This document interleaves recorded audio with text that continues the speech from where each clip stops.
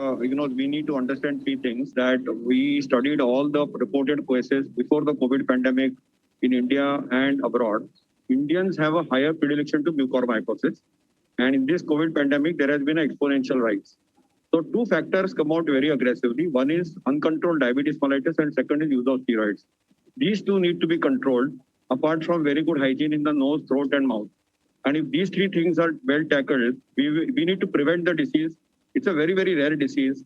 So people need not panic. And it is something which we can treat. But it's important to recognize the disease very early and if possible, prevent it. Those were the primary findings which we found from that paper.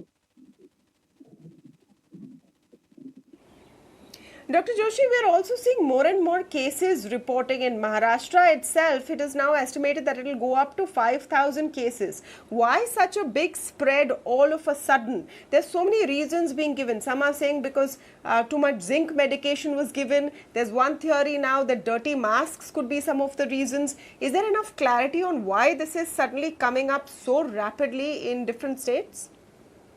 So we are researching all these areas, whether it is excess zinc or whether it is the sterile water in the humidifiers or so on and so forth. All these are research areas. Right now, the government of Maharashtra has got a registry of COVID. It's a notifiable disease.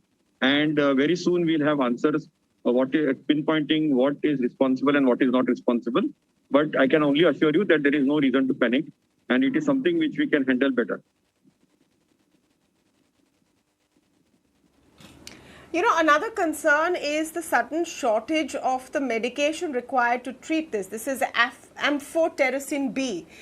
These injections, we believe, are very, very expensive and are suddenly in extremely short supply. What happens if you need to treat someone with mucormycosis and the medication is just not available? What is the current situation like?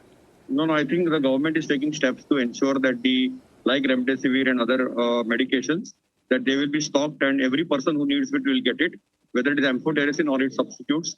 They are all going to be made available and 5 more manufacturers have been given voluntary licenses to manufacture the same. So I'm certain that the production will be ramped up. The numbers are quite small, so I'm quite certain that this will happen.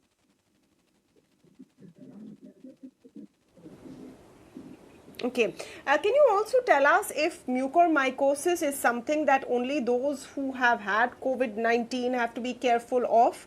Or is this a transmissible, or is this something that the rest of the population can also be susceptible to? No, it is only for people who have suffered from COVID. That is the predominant area. Others, it's a rarity. It's not something very common.